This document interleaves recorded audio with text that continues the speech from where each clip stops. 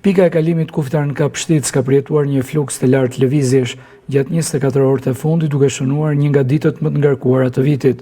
Burimet pranë drejtorisë kufirit një uglindje të vendit bëjnë me di se në këtë periudhë kanë hyrë e dalë nga territori shqiptar mbi 12.900 shtetas, duke regjistruar një rekord të ri ditor për këtë pikë kufitare. Sipas të dhënave, 8.062 shtetas kanë dalë nga Shqipëria drejt Greqisë, çka ka sjellë pasditën e djeshme krimin e radhëve të gjata kilometrike në anën shqiptare të kufirit. Përballë këtij fluksit pa precedent, autoritetet kufitare të dy vendeve janë detyruar të marrin masa shtesë për të lehtësuar lëvizjen. Në orët e vona të mbrëmjes së kaluar, është zbatuar një procedurë e përshpejtuar për qytetarët që posejdonin karta identiteti ose pasaporta greke, ndërsa është shtuar edhe numri i sporteleve aktiv në hyrje dalje për të shmangur vonesat dhe normalizuar situatën.